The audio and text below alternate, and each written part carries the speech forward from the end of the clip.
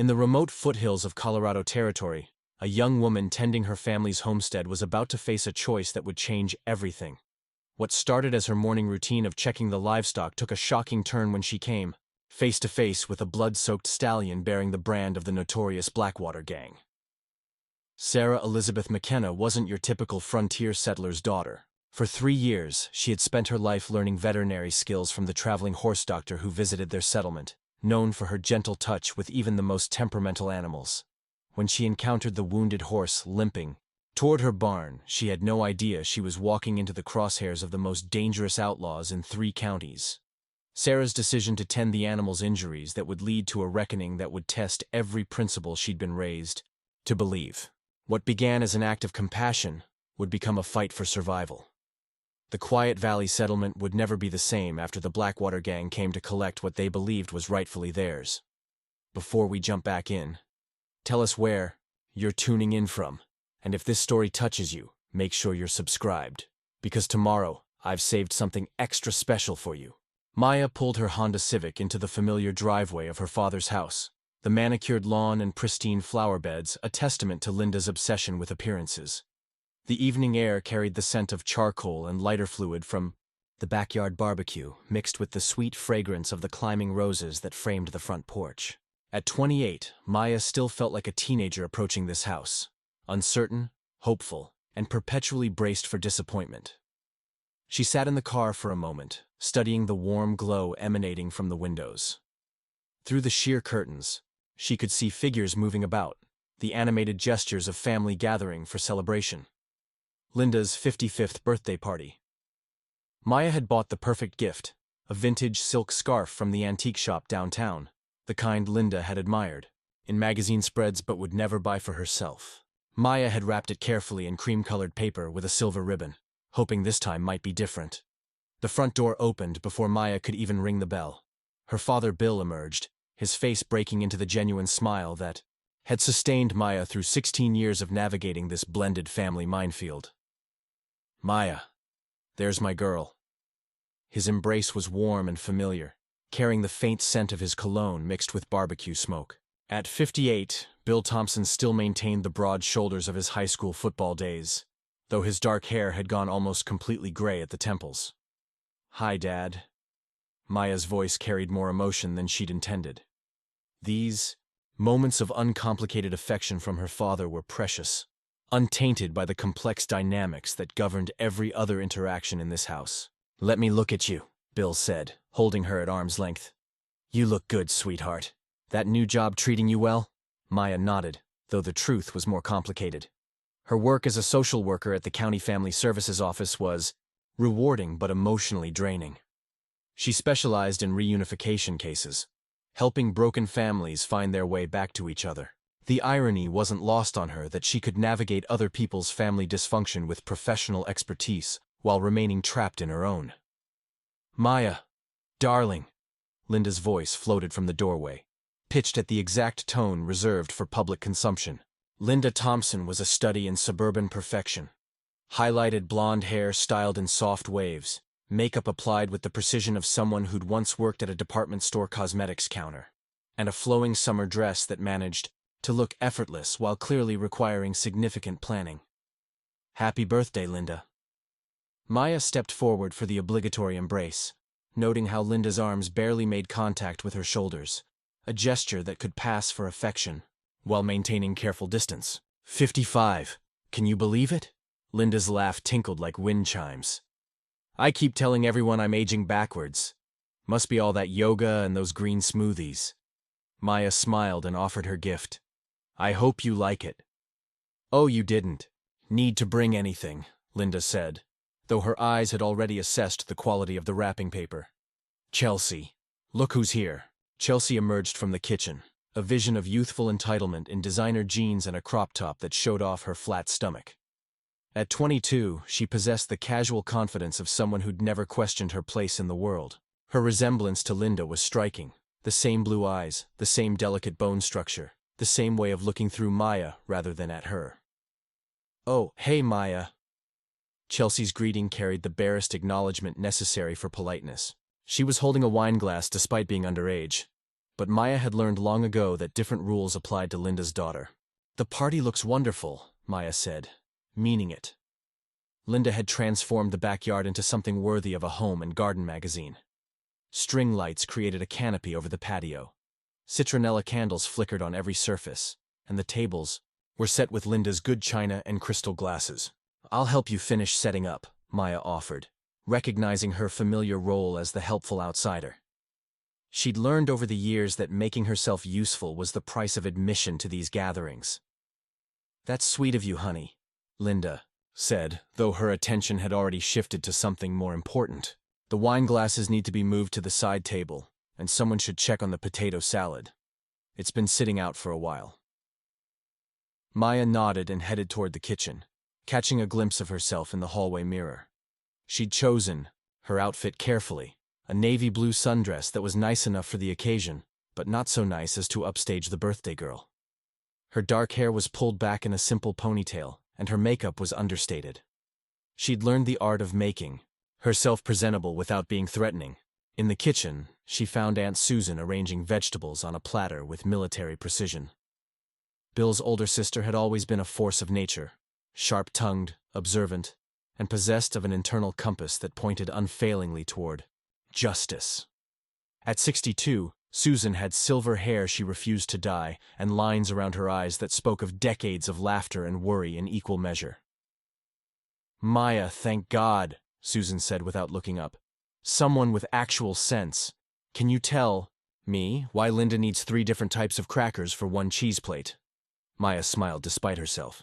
Susan's directness was both refreshing and dangerous in this house of careful diplomacy.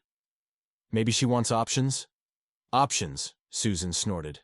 "When I was growing up, your options were saltines or nothing." She glanced toward the doorway and lowered her voice.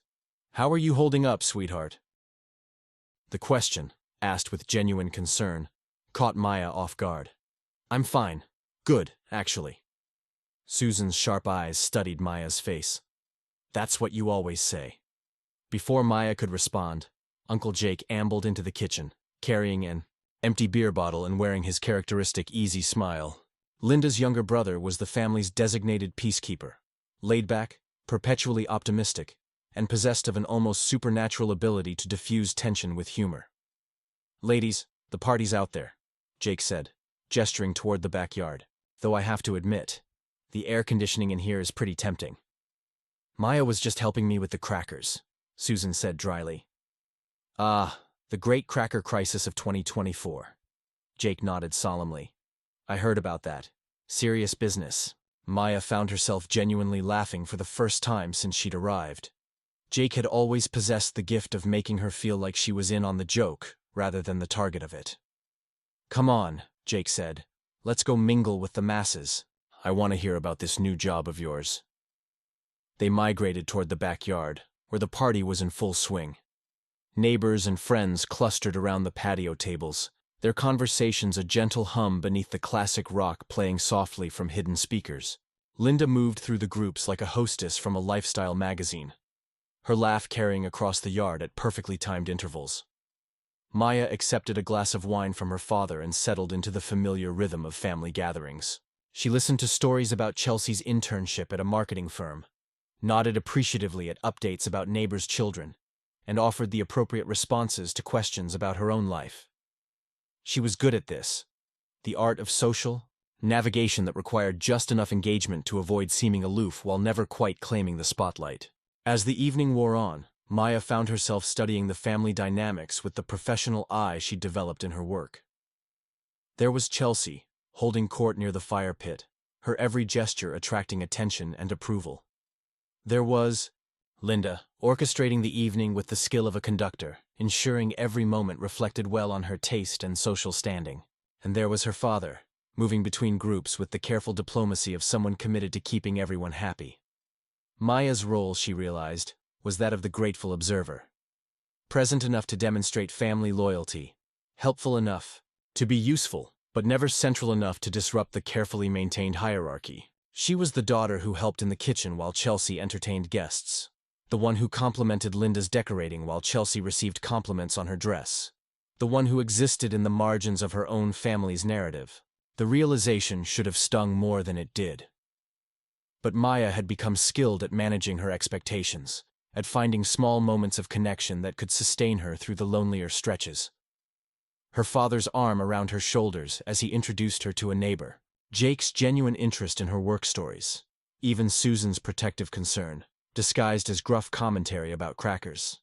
As the sun began to set, casting long shadows across the backyard, Linda clapped her hands together to gather everyone's attention. "Friends, family, wonderful people," she began, her voice carrying the practiced warmth of someone accustomed to being the center of attention. "Thank you all for making this such a special evening. Your presence here means everything to me." Maya felt the familiar tightening in her chest that accompanied family speeches. There would be thanks to various people, acknowledgments of special relationships, and the inevitable moment when she would be mentioned as an afterthought, if at all. "I want to especially thank my beautiful daughter Chelsea for organizing the decorations," Linda continued, beaming at Chelsea, who basked in the praise. "And my wonderful husband Bill for managing the barbecue without burning down the deck this time." Polite laughter rippled through the gathering. Maya found herself smiling along, maintaining the mask of family harmony that had become second nature. "Before we eat this delicious meal," Linda said, "I just want to say how grateful I am for the family we've built here. The bonds that tie us together, the traditions we've created, the love that makes this house a home." Maya felt something shift in the atmosphere. There was a particular quality to Linda's voice, a subtle undertone that Maya's emotional radar had learned to detect over the years. Something was coming. "Now," Linda continued, clapping her hands together again, "let's get everyone fed before this beautiful food gets cold. I've set up the dining room with our best china and—" Maya waited for the invitation to join everyone inside, for the moment when the celebration would truly begin. But Linda's pause stretched longer than expected, and when she spoke again, her voice carried a different note entirely. The evening breeze rustled through the maple trees that bordered the yard, and Maya felt the first whisper of something that might have been foreboding. The perfect suburban evening was about to reveal its true nature, and Maya's place in this carefully orchestrated family tableau was about to be defined with devastating clarity. Linda's pause stretched into something that felt dangerous, her smile maintaining its practiced warmth while her eyes surveyed the gathered family and friends.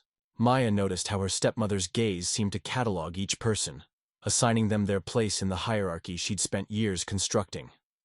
"I've set up the dining room with our best china," Linda continued, her voice carrying that particular tone Maya had learned to recognize, sweet on the surface, but with an undertone that made her stomach clench. "Unfortunately, we're just a tiny bit short on space in there. You know how these old houses are. The dining room looked so much bigger when it was empty." Polite laughter rippled through the crowd, but Maya felt her professional instincts kicking in. In her work, she'd learned to read the spaces between words, the careful construction of sentences designed to deliver devastating news while maintaining plausible deniability. This felt like that. "So I've worked out a perfect solution," Linda said, clasping her hands together in a gesture of false excitement. "Maya, honey, would you mind terribly eating in the garage? There's a lovely little setup out there. Very cozy, and you'll have peace and quiet to enjoy your meal." The words hit Maya like a physical blow. For a moment, she wondered if she'd misheard. The garage. Linda wanted her to eat her birthday dinner in the garage while everyone else dined inside like civilized human beings. The backyard fell into a silence that seemed to stretch for eternity. Maya was acutely aware of every person's reaction. The sharp intake of breath from Aunt Susan, the uncomfortable shifting of neighbors who suddenly found their wine glasses fascinating, the way Uncle Jake's easy smile froze on his face. But it was Chelsea's reaction that cut deepest. Her half-sister's lips curved into a smirk of such pure satisfaction that Maya felt something inside her chest crack. This wasn't spontaneous. This was planned, orchestrated, and Chelsea had been waiting for this moment. "The garage," Maya repeated, her voice sounding strange to her own ears. "Oh, it's lovely out there," Linda said quickly, her tone bright and dismissive.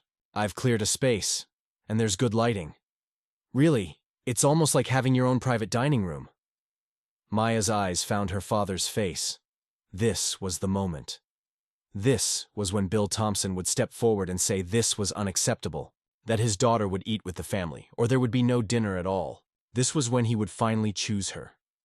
But Bill's gaze slid away from hers, his jaw working silently as he stared at something in the middle distance.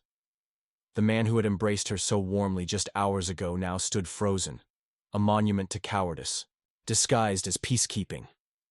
Maya started, then stopped. What could she say? That this was humiliating? That being exiled to the garage like an unwanted animal was cruel beyond measure? That she was a grown woman with a master's degree? And a respectable job, not some burden to be hidden away? It's really very thoughtful of Linda to arrange something special, Mrs. Henderson from next door offered weakly, though her discomfort was written across her face. Space is always such a challenge with these gatherings, another neighbor added, clearly desperate to help smooth over the awkwardness. Maya realized she was being given an out.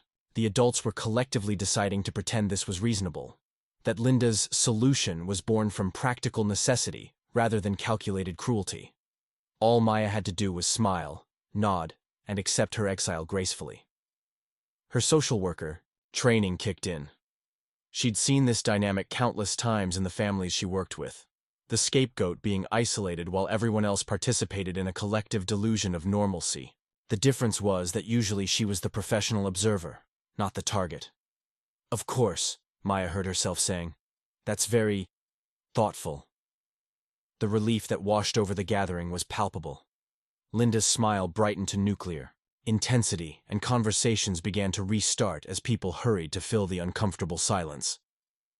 Wonderful, Linda exclaimed. Chelsea, would you help everyone get their plates? I'll just show Maya where everything is set up. Maya watched. Her half-sister practically bounced toward the serving table, her movement radiating satisfaction. 22 years old, and still reveling in Maya's exclusion like a child who'd successfully tattled on a sibling. Maya. Her father's voice was quiet, strained. She turned to look at him, searching his face for some sign that he would intervene, that he would remember his responsibilities as her parent. Dad? The word came out smaller than she'd intended, carrying all the hope and desperation she'd tried to keep hidden. Bill opened his mouth, then closed it, his hands clenched and unclenched at his sides. Just, let me know if you need anything, he finally managed. The words were meant to be supportive, but they landed like stones. He was sending her into exile with a promise of room service. I'll help you get settled, Linda said, her voice now carrying the false warmth of a hostess dealing with a difficult guest. It really is quite nice out there. Maya followed Linda toward the garage, acutely aware of the conversations resuming behind them. She could hear Chelsea's animated voice explaining the seating arrangements, the relief in her tone unmistakable. By the time Maya returned to work on Monday, this would be a funny story. Remember when Chelsea's half-sister had to eat in the garage because they ran out of room? The garage was exactly what Maya had expected. Linda had indeed cleared a space, moving aside paint cans and garden tools to create a small area with a folding chair and a TV tray. A single place setting waited there, the everyday dishes rather than the good china everyone else would be using. See? Linda gestured around the space, as if showing off a luxury suite. Perfect for a quiet meal, and you won't have to listen to all our chattering. The overhead fluorescent light cast harsh shadows, and the air still carried the faint scent of motor oil, despite Bill's car being parked in the driveway. This was where they stored Christmas decorations and lawn equipment. This was where Maya was supposed to eat her dinner while her family celebrated inside. I'll just go get your plate, Linda said, already backing toward the door. You get comfortable. Maya stood alone in the garage, surrounded by the detritus of suburban life. Bicycles hanging from hooks, boxes labeled Halloween and Easter, a workbench covered in tools her father used for weekend projects. This was her place in the family hierarchy. Not daughter, not guest. Storage. She could hear the laughter starting up again from the backyard, the sound floating through the open garage door like music from a party she wasn't invited to. Which, she realized with startling clarity, was exactly what this was. For 16 years, she'd told herself that Linda's coldness was just personality differences, that Chelsea's dismissiveness was typical sibling rivalry, that her father's passivity was just his way of keeping peace. But sitting in this garage, surrounded by the tools and clutter that apparently ranked higher than she did. Maya finally understood the truth. She had never been family here. She had been a guest who'd overstayed her welcome, a reminder of Bill's first life that Linda had been systematically erasing one small humiliation at a time. And tonight, in front of neighbors and relatives and friends, that erasure had become complete. The sound of approaching footsteps made Maya look up. Linda appeared in the doorway with a plate covered by a cloth napkin, her expression a masterpiece of false concern. "Here we are," Linda said, setting the plate on the TV tray with a flourish. "I made sure you got extra potato salad. I know how much you like it." Maya stared at the covered plate, then at Linda's face. For just a moment, her stepmother's mask slipped, and Maya saw something that might have been satisfaction, or perhaps relief. The job was done. The threat had been neutralized. "Thank you," Maya said quietly. Linda hesitated for just a moment, as if she expected Maya to protest, to cause a scene, to give her ammunition for later conversations about how difficult Bill's daughter could be. When Maya remained silent, Linda's smile returned. "Enjoy your dinner, dear. We'll try to keep the noise down." And then she was gone, leaving Maya alone with her exile and the growing realization that this moment would change everything. Because now she knew exactly where she stood, and she was finally tired of standing there. The garage door closed with a soft click, sealing Maya into her exile.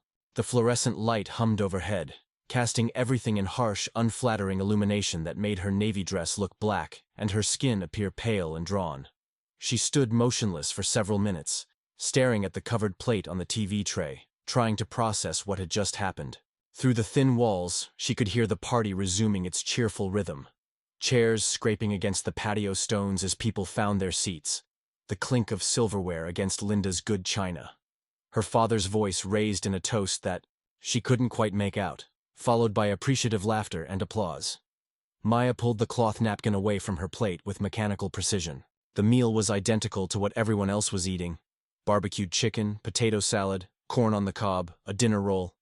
But something about seeing it here, in this context, made it look like scraps, like food thrown to a dog who couldn't be trusted at the table.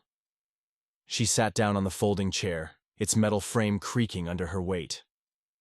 The TV tray was the kind used for eating in front of television, designed for convenience rather than dignity.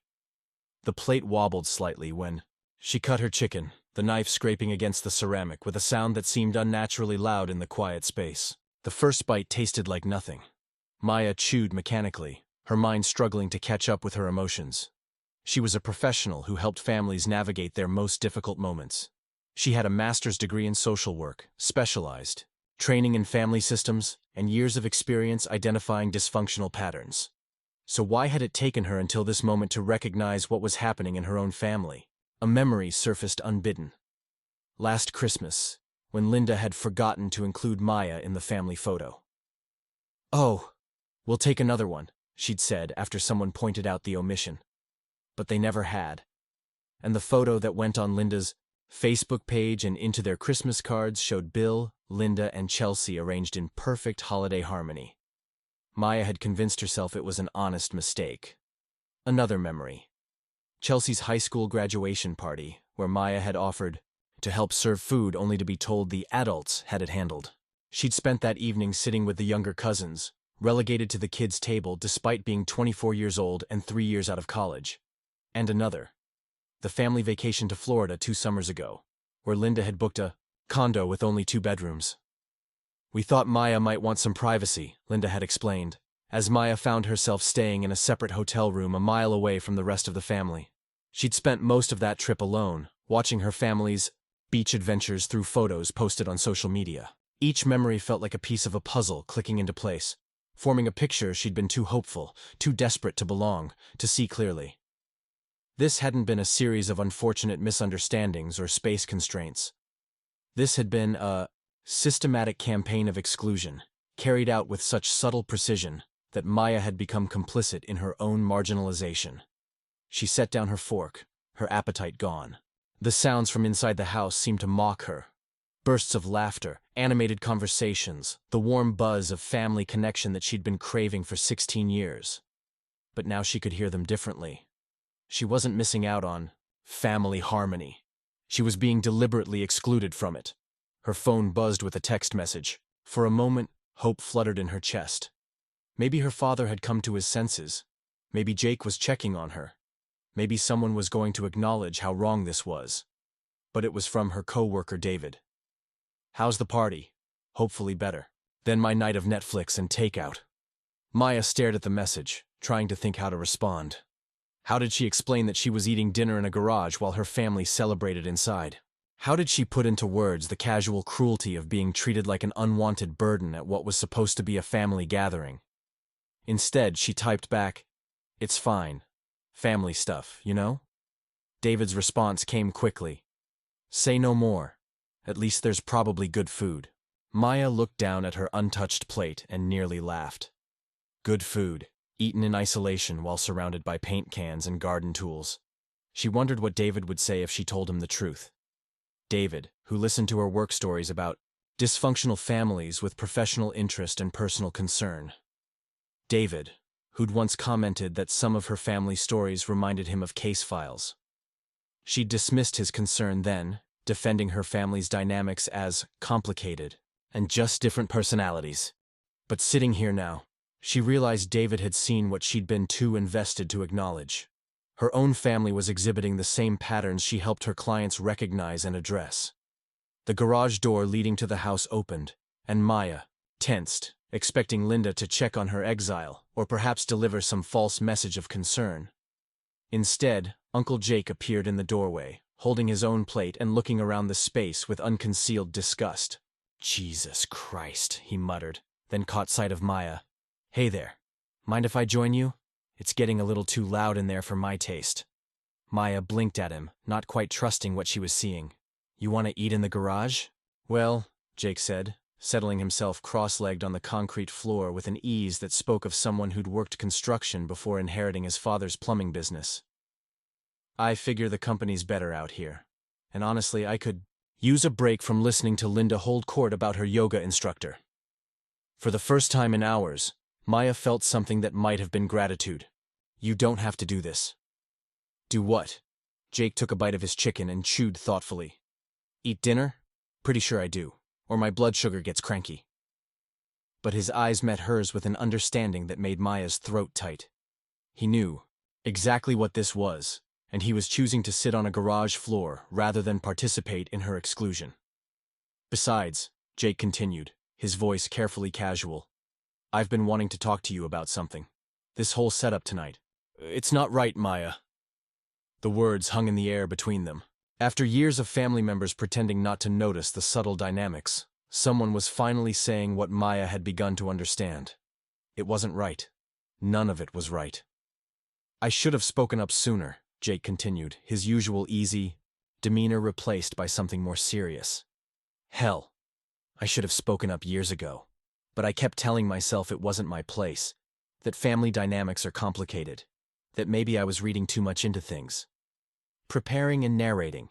This story took us a lot of time, so if you are enjoying it, subscribe to our channel. It means a lot to us. Now back to the story. Maya felt tears prick at her eyes. "I thought I was going crazy. I kept thinking maybe I was too sensitive, or that I was imagining things." "You're not imagining anything," Jake said firmly. "And you're not too sensitive. You're being treated like shit, and it's been going on for so long that everyone's just accepted it as normal." The validation hit Maya like a physical force. For 16 years, she'd questioned her own perceptions, convinced herself that she was overreacting or misunderstanding. But here was someone who'd witnessed it all, someone with no agenda other than basic human decency, confirming what she'd finally begun to see. "Why now?" Maya asked. "Why are you saying something now?" Jake was quiet for a moment, poking at his potato salad with his fork. "Because sitting in there, watching everyone pretend this is okay, I realized I was part of the problem. My silence was enabling this bullshit." He looked up at her, his expression pained. "I'm sorry, Maya. I should have been a better uncle to you." Maya wiped at her eyes with her napkin, grateful for the harsh fluorescent light that hid the worst of her emotional reaction. "I don't know what to do with this," she admitted. "I've spent so long trying to fit in, trying to earn my place here, And now I'm realizing maybe there never was a place for me. There should have been, Jake said quietly. There always should have been. They sat in comfortable silence for a while, the sounds of celebration continuing beyond the garage walls. But somehow, sitting on the concrete floor next to paint cans and Christmas decorations, Maya felt less alone than she had in years. The truth was terrible, but it was also liberating. She wasn't crazy. She wasn't oversensitive. She was simply unwanted by people who should have loved her unconditionally. And maybe, just maybe, it was time to stop wanting to belong somewhere she would never be welcome. Jake finished his dinner in companionable silence, occasionally glancing around the garage with the kind of assessment that came from years of evaluating workspaces. When he spoke again, his voice carried the measured tone of someone who'd been thinking carefully about what to say. "You know what the worst part is?" he said, setting his empty plate aside. "Linda's been planning this for weeks. She mentioned to me last month that she was concerned about space for her birthday dinner, but she already knew exactly how many people were coming. This wasn't about logistics." Maya felt something cold settle in her stomach. She planned this? "The garage setup was ready before the first guest arrived," Jake confirmed. "I saw it when I went to grab beer from the extra fridge. She had the folding chair positioned, the TV tray set up, even a placemat laid out. This was always the plan." The revelation hit Maya like a physical blow. She'd been holding on to some small hope that this had been a genuine space issue, a last-minute problem that Linda had solved poorly. But to learn it had been premeditated, that Linda had spent weeks planning her public humiliation, made everything infinitely worse. "Chelsea knew too," Jake continued, his voice gentle but firm. "She kept checking her phone during dinner prep, smiling like she was waiting for something good to happen." Maya closed her eyes, remembering her half-sister's satisfied smirk when Linda had made the announcement. The anticipation, the barely contained glee, it all made sense now. Chelsea hadn't just been complicit. She'd been an eager participant in Maya's humiliation. "I keep thinking about all the times I made excuses for them," Maya said quietly. "All the times I told myself I was reading too much into things, that I was being paranoid or oversensitive." "That's what they've trained you to do," Jake replied. "Linda's good at making her cruelty look reasonable. She always has some logical explanation, some practical reason that makes it hard to argue without looking like you're being dramatic." Maya thought about her work with families caught in cycles of emotional abuse. She'd seen this pattern countless times, the gradual erosion of the victim's reality, the careful construction of situations that looked reasonable on the surface, but were designed to inflict maximum psychological damage. The clinical term was gaslighting, but experiencing it firsthand was different from observing it professionally. "I should leave," Maya said, though the words felt strange in her mouth. In 16 years of family gatherings, she'd never been the one to leave early. She'd always been the one trying harder, staying longer, proving her commitment to family, harmony. "You should," Jake agreed. "But not because you're running away, because you deserve better than this." Before Maya could respond, the garage door opened again. This time it was Mrs. Patterson, their elderly neighbor, carrying a small, wrapped gift and looking around the space with undisguised horror. "Maya, dear, what on earth are you doing out here?" Mrs. Patterson was 73 years old, had lived next door for nearly 2 decades, and possessed the kind of no-nonsense directness that came from surviving the Great Depression and raising 5 children. Her silver hair was perfectly set, and she wore the kind of sensible dress that suggested she'd gotten ready for a proper social occasion. "Oh, hello, Mrs. Patterson," Maya said, automatically rising from her chair. Linda was short on space. "Inside, so short on space?" Mrs. Patterson's voice carried the sharp edge of someone who'd just heard something ridiculous. "Young lady, I was just in that dining room. There are 2 empty chairs at the table." Maya felt her carefully constructed rationalization crumble. Well, maybe those are for people who haven't gotten their plates yet." "Everyone has their plates," Mrs. Patterson said firmly. "I specifically looked because I thought it was odd not to see you in there with your family." Her sharp eyes moved between Maya and Jake, taking in the concrete floor seating arrangement and the harsh fluorescent lighting. "This is where they eat. Have you eating dinner?" Jake stood up, brushing dust from his jeans. "Mrs. Patterson, good to see you." And yes, this is Linda's solution to her space problem. The elderly woman's expression shifted from confusion to outrage. This is unconscionable. Maya, you're a grown woman with a respectable job and a college education. You should not be relegated to eating in a garage like some kind of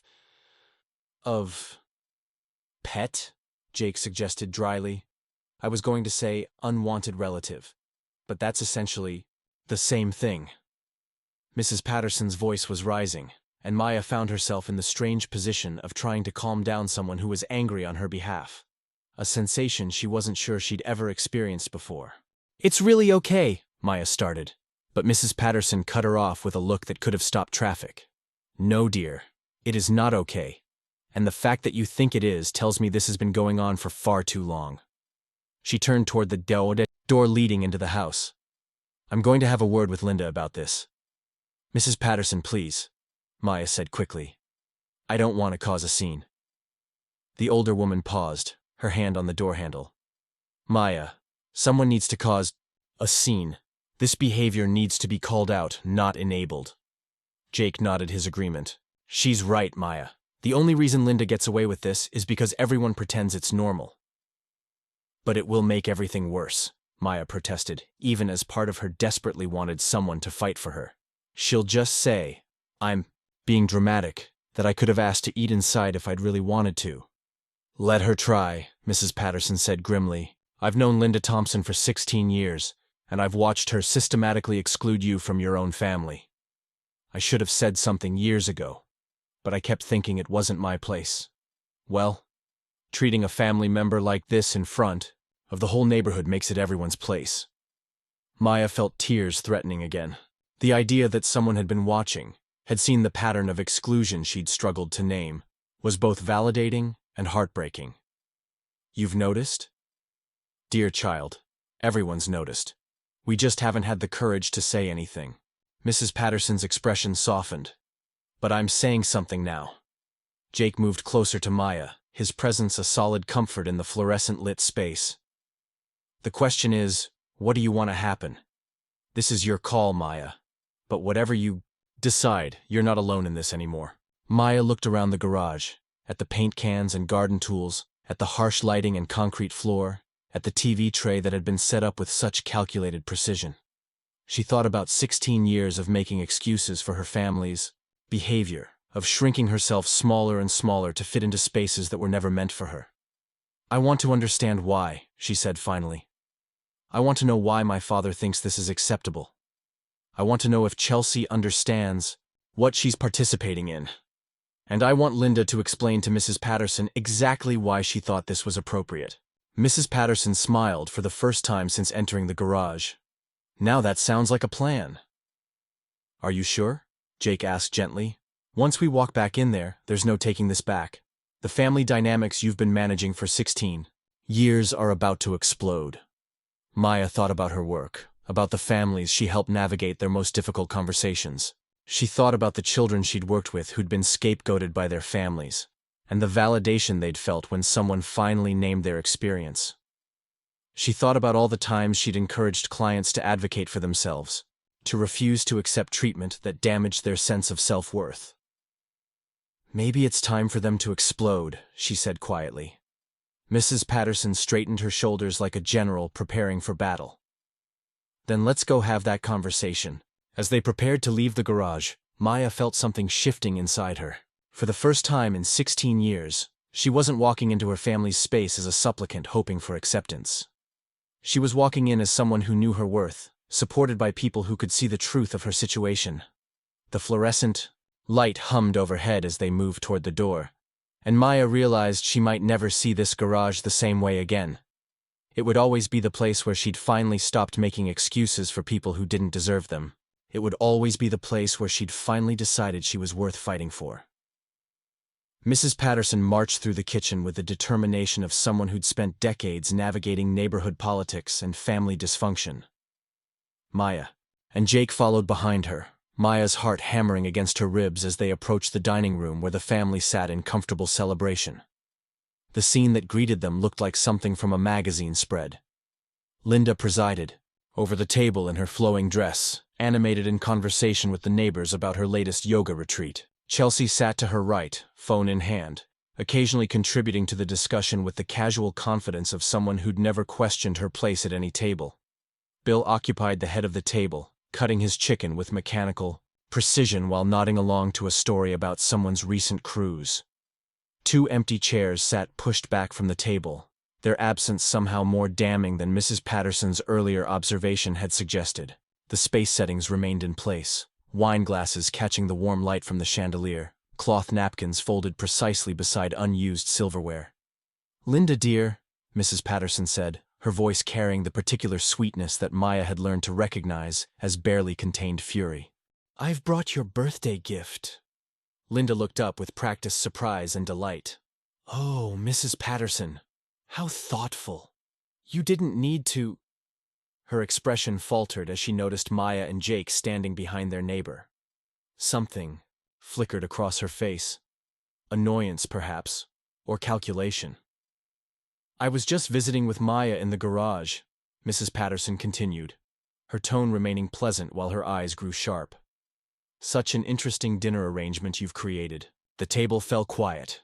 Chelsea's phone froze halfway to her face, and Bill's fork stopped moving entirely. The neighbors shifted uncomfortably, suddenly finding their wine glasses fascinating. "Oh yes," Linda said quickly, her voice maintaining its bright cheerfulness. "We had such a space issue tonight. You know how these old houses are. The dining room is just so small. Maya was wonderful about helping us solve the problem." "Solve the problem," Mrs. Patterson repeated slowly, as if tasting the words, "by eating alone in the garage while there are empty chairs at this table." Maya watched her father's face carefully. This was his moment. This was when Bill Thompson could salvage something of his relationship with his daughter by acknowledging what was happening and taking responsibility for allowing it. Instead, he cleared his throat and looked down at his plate. "Well, you know, logistics can be tricky with these gatherings." "Logistics," Mrs. Patterson said, and now there was nothing sweet about her tone. "Bill Thompson, I've known you since Maya was 13 years old. I watched you teach her to ride a bike in your driveway. I saw you at every school play and graduation. And now you're sitting here pretending it's normal for your daughter to eat birthday dinner in a garage?" The silence stretched uncomfortably. Maya could see the wheels turning in Linda's mind, calculating how to regain control of the narrative. "Mrs. Patterson, I appreciate your concern," Linda said, her voice taking on the measured tone of someone addressing a confused elderly person. "But Maya understands the situation. We're all family here, and sometimes families have to be flexible." "Flexible," Jake said from behind Mrs. Patterson, speaking for the first time since they'd entered. "Is that what we're calling it?" Chelsea finally set her phone down, looking between the adults with an expression Maya couldn't quite read. For the first time, her half-sister seemed uncertain, as if the family dynamics she'd taken for granted were suddenly being questioned by people whose opinions mattered. "I think everyone's getting a little worked up over nothing," Linda continued, but there was a new edge to her voice. "Maya's perfectly comfortable, and we're all having a lovely evening." "Are we?" Mrs. Patterson asked pointedly. "Because from where I'm standing, it looks like you've deliberately excluded a family member from a family celebration and convinced everyone to pretend it's reasonable." Maya felt Jake's hand touch her shoulder gently, offering support. She could feel the weight of everyone's attention, the discomfort radiating from the table as the carefully maintained fiction of family harmony began to crumble. "I think," Maya said quietly, her voice cutting through the tension, "that Mrs. Patterson has asked some very reasonable questions." Linda's mask slipped slightly, revealing something harder underneath. "Maya, sweetheart, there's no need to make this into something it's not." "What is it, then?" Maya asked, surprised by the steadiness of her own voice. "What would you call it when a family member is told to eat alone in the garage while everyone else enjoys dinner together?" The question hung in the air like a challenge. Maya could see her father's discomfort, the way his shoulders hunched as if he could disappear into his chair. She could see the neighbors' growing awareness that they were witnessing something far more serious than a simple seating arrangement. Most importantly, she could see Linda's calculation, the rapid assessment of how to minimize damage while maintaining control. This was the moment when 16 years of careful manipulation would either continue or finally be exposed. The chandelier cast warm light over the scene, illuminating the good china and crystal glasses, the carefully arranged flowers and cloth napkins. Everything looked perfect, except for the truth that was finally demanding to be acknowledged. Maya realized she was no longer afraid of causing a scene. She was afraid of what would happen if she didn't. The dining room erupted into chaos with the force of 16 years of suppressed truth finally breaking free. Linda's carefully constructed facade cracked completely as she stood from her chair, her voice rising with indignation that felt both genuine and calculated. "This is my birthday dinner," Linda declared, her hands pressed flat against the table. "I will not have it ruined by this. This drama." Drama? Mrs. Patterson's voice carried the authority of someone who'd raised 5 children and buried 2 husbands. "Linda, what's dramatic is treating your stepdaughter like an unwanted guest at a family celebration." Maya watched the faces around the table transform as the reality of the situation sank in. Mrs. Henderson from 2 houses down looked genuinely shocked, her wineglass frozen halfway to her lips. The couple from across the street exchanged uncomfortable glances, clearly recognizing they'd stumbled into something far more serious than a simple dinner party. "Maya chose to eat in the garage," Linda said, but her voice carried a desperation that Maya had never heard before. "I offered her a quiet space, and she accepted. I can't help it if people are determined to misinterpret my thoughtfulness." Jake stepped forward, his usual easy demeanor replaced by something Maya had never seen from him: righteous anger. "Cut the bullshit, Linda. You had that set up ready before the first guest arrived. This was planned." Chelsea's face went pale. "Uncle Jake, that's not..." "Not what?" Jake turned to his niece with an expression that made her shrink back in her chair. "Not true? Chelsea, you were texting someone earlier about how this was going to be so perfect. Want to explain what you meant by that?" Maya felt something shift inside her as she watched her half-sister's confident mask slip away.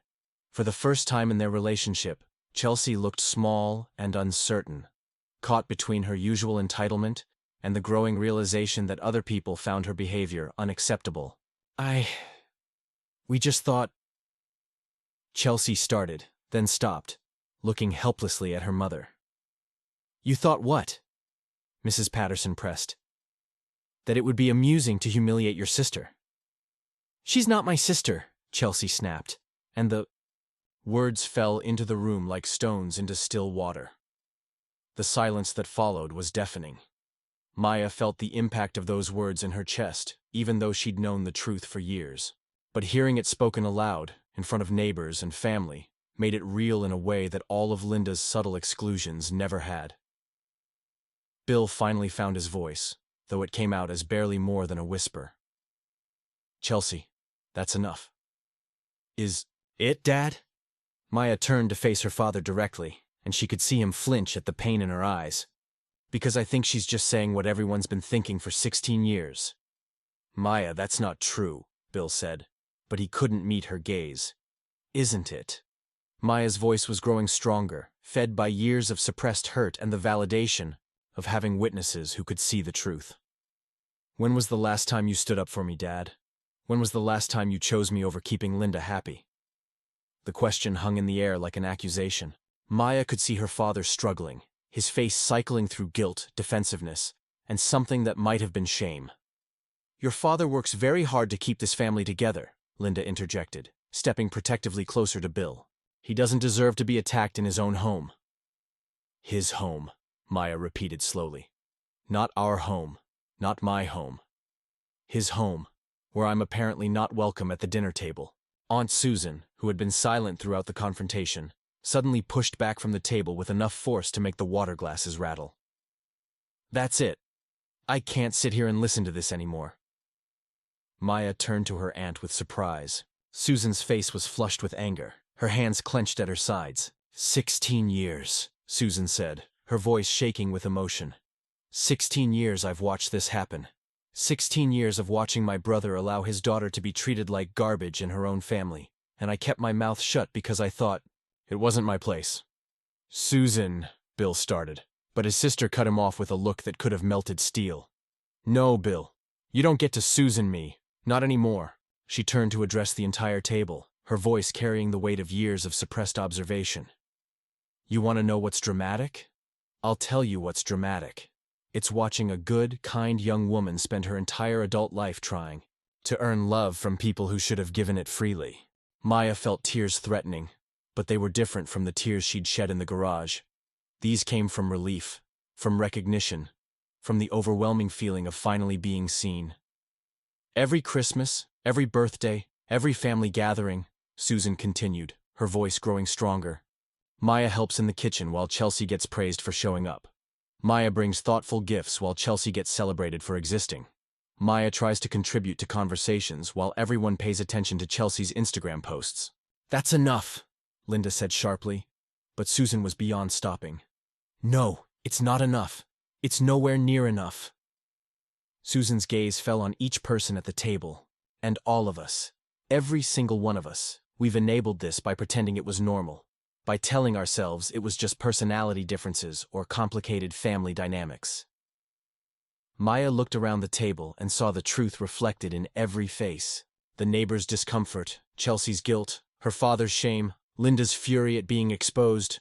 All of it confirmed what Susan was saying. Everyone had known. Everyone had seen the pattern of exclusion and chosen to say nothing. The birthday, candles on Linda's cake flickered in the silence, their warm light casting dancing shadows on faces that now looked stricken with the weight of their collective complicity. Maya realized that this moment, this terrible, necessary moment, was the beginning of everything changing. Because now the truth was out, spoken aloud by people who mattered, witnessed by neighbors who would remember. There would be no going back to the careful pretense of family harmony. Maya felt something fundamental shift inside her as she stood in the dining room, surrounded by the wreckage of 16 years of careful pretense. The trembling in her hands stopped. The apologetic hunch of her shoulders straightened. For the first time in her adult life, she felt the solid ground of her own worth beneath her feet. You're right, Aunt Susan, Maya said, her voice carrying a clarity that surprised even her. Everyone has known. Everyone has seen what's been happening. And I've been the biggest enabler of all. Linda's eyes narrowed, recognizing something dangerous in Maya's tone. Maya, I think you're being overly dramatic about what was simply a practical solution. Stop! The word came out with such authority that Linda actually took a step back. Just stop. I'm done with your explanations, Linda. I'm done making excuses for you, and I'm done making excuses for myself. Maya turned to address the entire table, her gaze moving from face to face. I want everyone here to understand what's been happening in this family. Not Linda's version, not the polite fiction we've all been maintaining, but the truth. Bill shifted uncomfortably in his chair. Maya, maybe we should discuss this privately. Privately? Maya's laugh held no humor. Dad, I've been discussing this privately with myself for 16 years. I've been privately wondering what was wrong with me, privately questioning my own perceptions, privately trying to figure out how to be better, how to be worthy of basic respect from my own family. She could see Mrs. Henderson and the other neighbors beginning to edge toward the door, sensing they'd stumbled into something far too personal for casual witnesses. But Mrs. Patterson remained planted in place, her arms crossed, her expression grimly satisfied. No one needs to leave, Maya continued, noting their discomfort. This isn't some private family matter anymore. This is about how we treat people, how we define family, how we enable cruelty by calling it something else. Chelsea spoke up from her chair, her voice smaller than Maya had ever heard it. Maya, I never meant. I didn't think. You didn't think what, Chelsea? Maya turned to her half-sister with genuine curiosity rather than anger. You didn't think I had feelings? You didn't think I would notice? Or you didn't think I mattered enough for it to count? Chelsea's mouth opened and closed without sound. For 22 years, she'd lived in a world where Maya's exclusion was simply the natural order of things, where her own centrality was so assumed that she'd never questioned the mechanisms that maintained it.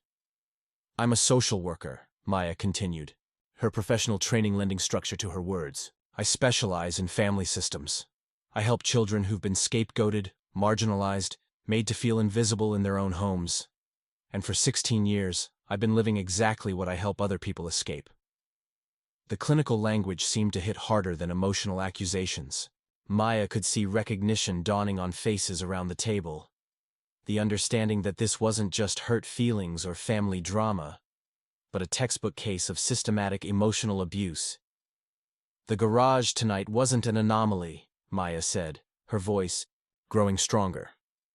It was the logical conclusion of years of careful boundary setting. Years of establishing that my comfort, my dignity, my basic inclusion in family activities was optional. Linda's face had gone white, but her voice maintained its defensive edge. You're making this sound intentional, like some kind of conspiracy.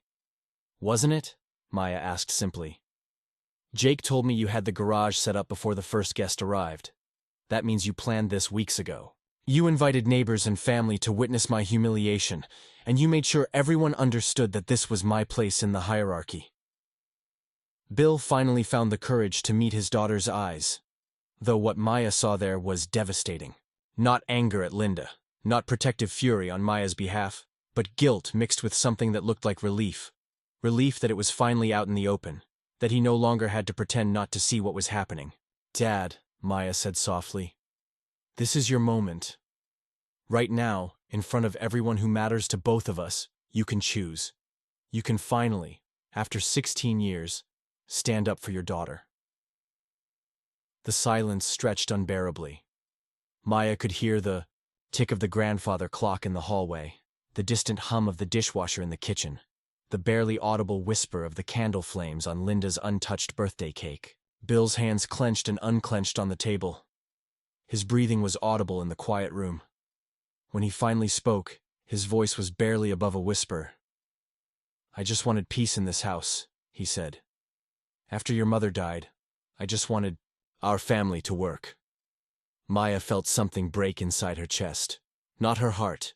That had been breaking incrementally for years. What broke was her last hope that her father might choose courage over comfort, might choose her over the easier path.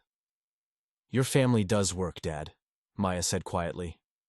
It works exactly the way Linda designed it to work. She gets to be the perfect wife and mother. Chelsea gets to be the beloved daughter. You get to avoid conflict, and I get to be grateful for whatever scraps of inclusion you decide to throw my way. Jake stepped closer to Maya, his presence a solid reminder that she wasn't entirely alone in this. Maya's right, Bill. This system works perfectly for everyone except Maya, and you've chosen to let it work that way for 16 years. I never meant for this to happen, Bill said, and Maya could hear genuine anguish in his voice. But you let it happen, Maya replied. Every time Linda excluded me from family photos, every time Chelsea dismissed me in front of her friends, every time you chose not to see what was right in front of you, you let it happen. Linda stepped forward, her composure finally beginning to crack. This is ridiculous.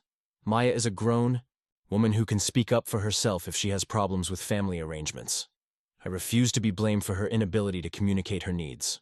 The gaslighting was so perfect, so expertly delivered, that Maya almost felt herself beginning to doubt her own perceptions. Almost. But then she caught sight of Mrs. Patterson's face, saw the disgust there, and remembered that she wasn't alone in this anymore. My needs, Maya repeated slowly. My need to be treated like a family member. My need to be included in family celebrations. My need to eat at the same table as everyone else. She shook her head. Linda, those aren't special accommodations I should have to request. Those are basic human dignities. The room fell silent. Again. But this time it felt different. Final. Maya could see in the faces around her that lines had been drawn, sides had been chosen, and there would be no going back to the careful dance of willful blindness they'd all been performing. She looked at her father one last time, searching his face for any sign that he might still find the courage to be the parent she'd needed him to be. Instead, she saw a man who had chosen his path long ago and lacked the strength to change course. Now, Maya felt something settle inside her. Not resignation, but clarity. She knew exactly what came next. The only question was, what came next? The dining room had become a battlefield where 16 years of carefully buried truths lay exposed like shrapnel. Maya watched as her family began to fracture along lines that had always existed but never been acknowledged. The neighbors shuffled uncomfortably toward the door, murmuring polite excuses about early mornings and babysitters, leaving behind the core players in this long-overdue reckoning. Aunt Susan moved to stand beside Maya, her solidarity unmistakable. "There's more you need to know," she said, her voice carrying the weight of years of suppressed knowledge. "Things I should have told you long ago." Linda's face went ashen. "Susan, this isn't the time or place." "When would be the time, Linda?" Susan's voice cut through the room like a blade. "When Maya's 40, and still wondering why she never felt welcome in her own family? When she spent another 20 years thinking there was something fundamentally wrong with her?" Maya felt her heart rate quicken. There were more secrets, more pieces to this puzzle of her exclusion. "What things, Aunt Susan?" Susan's eyes never left Linda's face as she spoke. "Tell her about the letters, Linda. Tell her about what you did with Maya's college graduation invitations." The silence that followed was deafening. Maya felt the room tilt slightly, as if the foundation of everything she'd understood about her place in this family was shifting beneath her feet. "What letters?" Maya asked, though part of her already knew she didn't want the answer. Linda's carefully constructed composure cracked completely. "Susan, you're taking things out of context." "Context?" Jake's voice was incredulous.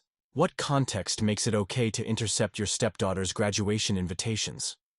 Maya's mind raced backward to her college graduation 6 years ago. She'd been hurt that so few family members had attended, just her father and Aunt Susan. Linda had claimed the others couldn't make it due to various conflicts, and Maya had accepted the explanation despite the sting of disappointment. "You kept people from my graduation," Maya said slowly, the words feeling strange in her mouth. "I was protecting the family from awkwardness," Linda said, her voice taking on the desperate edge of someone whose carefully constructed narrative was collapsing. "Your maternal grandparents were going to be there, and your father's side of the family barely knew them. It would have been uncomfortable for everyone." "So you decided for everyone," Maya said, her voice flat with the effort of controlling her emotions. "You intercepted invitations that I addressed and sent myself." Bill's face had gone gray. "Linda, you told me that people couldn't make it. You said they'd called you directly." The admission hung in the air like an indictment. Even Bill, who had spent 16 years avoiding uncomfortable truths, couldn't ignore this level of deception. Chelsea, who had been silent through this latest revelation, suddenly spoke up.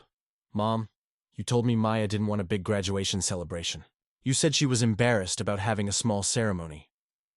Maya felt something cold settle in her stomach. The lies had been layered, carefully constructed to isolate her while making everyone else feel justified in their absence. "How many other things?" Maya asked quietly. "How many other events?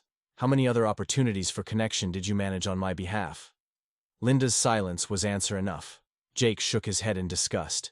"Jesus, Linda. Do you understand what you've done? You've systematically isolated Maya from her own family and made her think it was her fault." "I was trying to create harmony," Linda snapped, her desperation making her cruel.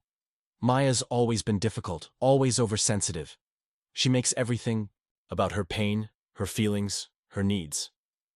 I was trying to protect the family from constant drama." Maya stared at her stepmother, seeing clearly for the first time the architecture of manipulation that had shaped her entire adult life. Linda hadn't been passive-aggressively excluding her. She'd been actively orchestrating her isolation while gaslighting everyone into believing Maya was the problem. "Difficult," Maya repeated slowly. "Oversensitive, making everything about my pain." She turned to address the remaining family members. "Do you hear what she just did? I've just told you about years of systematic exclusion, and her response is to blame me for being hurt by it." Chelsea shifted uncomfortably in her chair. For the first time, Maya could see something that might have been recognition dawning on her half-sister's face. "Mom," Chelsea said hesitantly, That's not fair. Maya hasn't been dramatic tonight. She's been really calm, actually." Linda whirled on her daughter with fury Maya had never seen before. "Don't you start defending her, after everything I've done to build this family. To create the life you've enjoyed. Don't you dare turn on me now. The mask was completely off now. Maya could see the rage beneath Linda's perfect suburban exterior, the desperation of someone whose control was slipping away. Built this family, Maya said, her voice steady despite the turmoil in her chest, by excluding me from it. Bill finally found his voice, though it came out cracked and uncertain. Linda, the graduation thing, that wasn't your decision to make. Nothing was her decision to make, Susan said fiercely. But you let her make those decisions, Bill. For 16 years you let her decide Maya's place in this family. Maya watched her father struggle with this truth, saw him wrestling with the weight of his complicity. But even now, even faced with undeniable evidence of his wife's cruelty, he couldn't quite bring himself to choose his daughter. I just wanted peace, he said again, the words sounding hollow even to himself. Peace for who? Maya asked. Because I've never had peace in this family. I've had anxiety, self-doubt, and constant vigilance about saying or doing the wrong thing, but I've never had peace. The birthday candles had burned down to stubs, wax pooling on Linda's perfect cake. The string lights outside cast shadows through the windows, and Maya realized this would likely be the last time she stood in this dining room as someone hoping to belong here. The fractures were complete now. Lines had been drawn, truths had been spoken, and there was no path back to the careful pretense they'd all been maintaining. Maya looked around at the faces of her family, her father's guilt, Linda's fury, Chelsea's growing uncertainty, Susan's protective anger, Jake's disgust, and felt something like relief. Finally, after 16 years, everyone could see exactly who they really were. Maya's phone buzzed in her purse, cutting through the heavy silence that had settled over the dining room. She glanced at it automatically, seeing David's name on the screen, and felt a sharp contrast between the toxic atmosphere surrounding her and the simple, uncomplicated care represented by that message. Without thinking, she stepped away from the family tableau and answered the call. Hey! David's familiar voice was warm, concerned. I know you're at the family thing, but I just wanted to check in.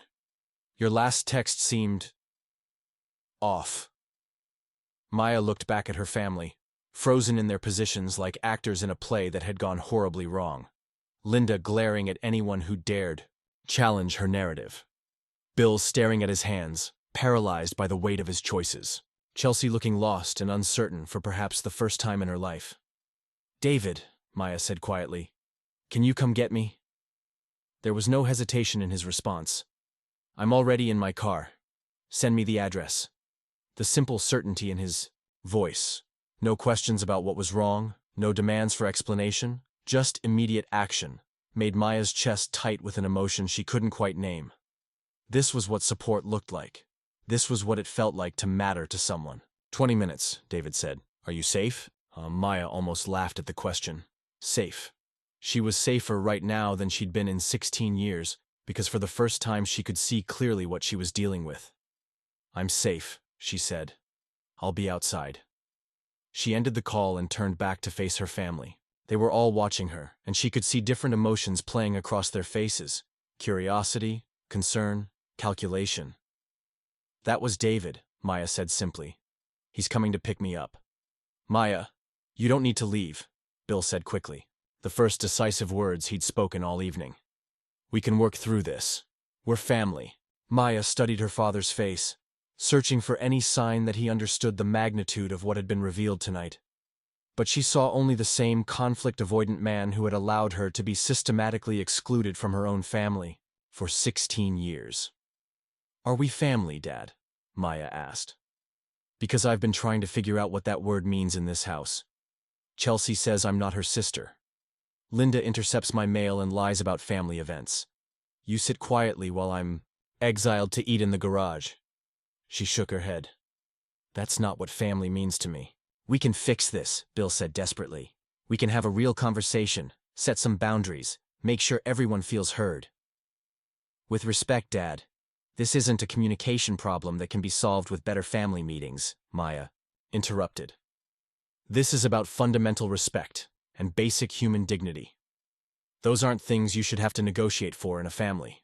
Linda stepped forward, her voice taking on the honeyed tone Maya now recognized as manipulation. Maya, you're upset right now, and that's understandable.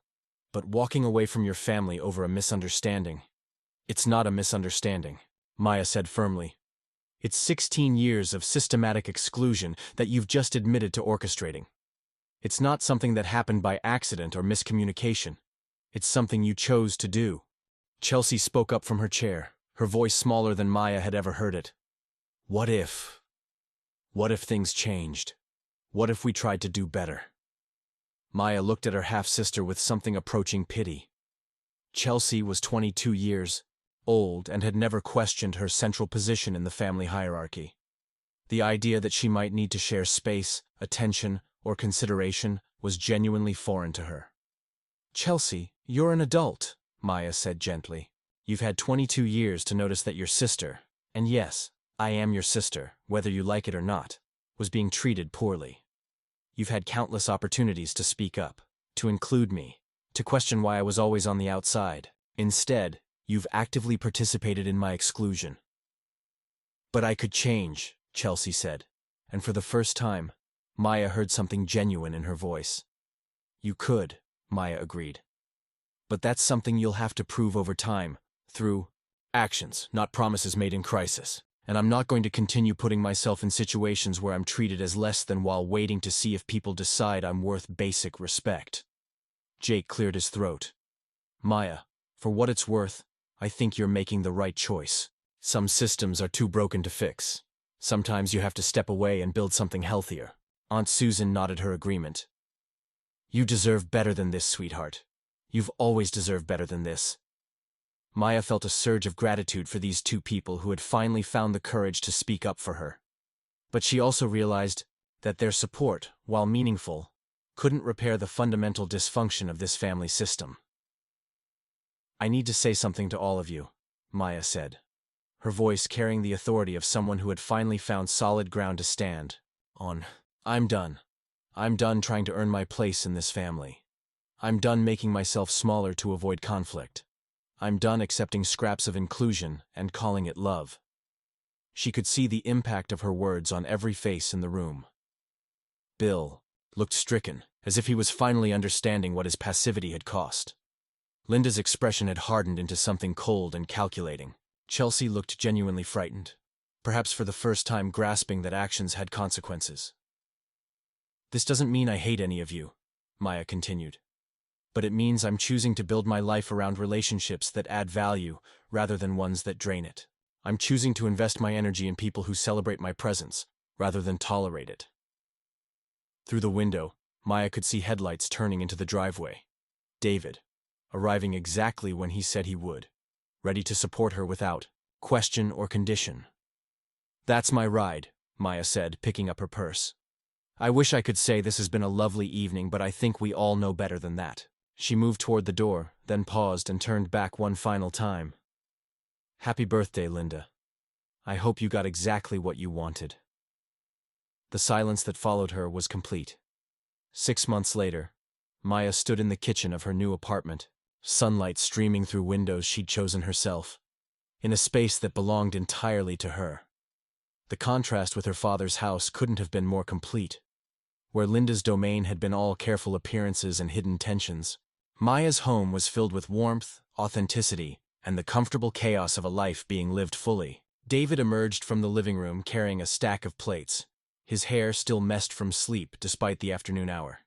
They'd spent the morning in bed, talking about everything and nothing, the kind of lazy intimacy that Maya had never imagined possible. No walking on eggshells, no careful monitoring of moods and reactions, just the simple pleasure of being with someone who wanted her exactly as she was. Your chosen family is loud, David said with a grin, nodding toward the living room where Uncle Jake's laughter could be heard over the general conversation. I like them. Maya smiled back, feeling the warm satisfaction of a gathering where everyone genuinely wanted to be there. Today marked 6 months since what Aunt Susan had dubbed the Great Garage Revelation, and Maya had decided to celebrate not with a birthday party, but with a new life gathering for the people who had supported her transformation. The guest list was small but meaningful. Jake and his girlfriend Emma, who had quickly become one of Maya's closest friends. Aunt Susan and her partner Patricia, whose 40-year relationship had been Maya's first real example of what healthy family dynamics could look like. Mrs. Patterson, who had become an unlikely mentor and frequent dinner companion. David's sister Rachel and her family, who had welcomed Maya with the kind of uncomplicated acceptance she'd never experienced. And Dr. Sarah Chen, the therapist who had helped Maya process 16 years of emotional manipulation and gaslighting. "Has anyone heard from Bill lately?" Dr. Chen asked, settling into the conversation with the easy directness that had made her such an effective guide through Maya's healing process. Maya considered the question while arranging food on serving platters, a task she now did because she enjoyed hosting, not because she was trying to earn her place at someone else's table. "He's called a few times," Maya said, "usually when Linda's out of town. He wants to rebuild our relationship, but he's not willing to acknowledge the full scope of what happened or set any boundaries with Linda." "And Chelsea?" Emma asked. Jake's girlfriend was a kindergarten teacher with an intuitive understanding of family dynamics and a refreshing lack of patience for manipulation. "She's trying," Maya said thoughtfully. "She sent me a long letter last month acknowledging some of what she did and asking if we could start over. I wrote back saying I appreciated the gesture, but that rebuilding trust would require consistent actions over time, not just words." Aunt Susan snorted from her position by the window. "That girl has no idea what consistent actions even means. She's been the center of everyone's universe for 22 years. "Maybe," Maya said, "but that's not my problem to solve anymore. If Chelsea wants a relationship with me, she'll figure out how to make it worth my time and energy. If not, I'm completely fine with that outcome." The freedom in those words still amazed Maya. 6 months ago, the idea of being fine with family rejection would have terrified her. Now she understood that acceptance from people who didn't respect her wasn't actually acceptance at all. It was tolerance, conditional and fragile, and ultimately worthless. "What about Linda?" Patricia asked, her curiosity clearly professional, as well as personal. As a family therapist herself, she'd been fascinated by Maya's account of systematic exclusion disguised as family harmony. "Radio silence," Maya said. "Which is exactly what I expected. Linda's not capable of genuine apology or change, because that would require acknowledging that her behavior was wrong. Her entire sense of self is built on being the perfect wife and mother who created a beautiful family. Admitting she systemically abused her stepdaughter would shatter that narrative." David moved behind Maya to wrap his arms around her waist, a gesture so natural and unguarded that it still sometimes caught her off guard. In her family of origin, physical affection had been rare and usually performed for an audience. With David, touch was simply an expression of care, freely given and received. "I'm proud of you," he murmured into her hair. "For building this, for choosing yourself, for creating the life you deserve." Maya leaned back against his chest, looking around at the faces of people who had become her true family, not because of blood or legal obligation, but because of choice, respect, and genuine affection. "I got a client referral this week," she said to the group. "A 15-year-old girl whose stepmother has been systematically excluding her from family activities." The parallels were so exact it was almost eerie. "How did that feel?" Dr. Chen asked, her professional interest evident. "Powerful," Maya said without hesitation. "I could see the patterns immediately, name the tactics, help her understand that she wasn't crazy or oversensitive. I could be the voice of validation that I never had." Jake raised his coffee mug in a mock toast. "From victim to survivor to healer. That's some serious character development, kiddo." Maya felt tears prick her eyes, but they were good tears. Tears of gratitude rather than grief. She had built this life deliberately, choosing each person and relationship based on mutual respect and genuine care. No one here demanded that she shrink herself to fit their needs.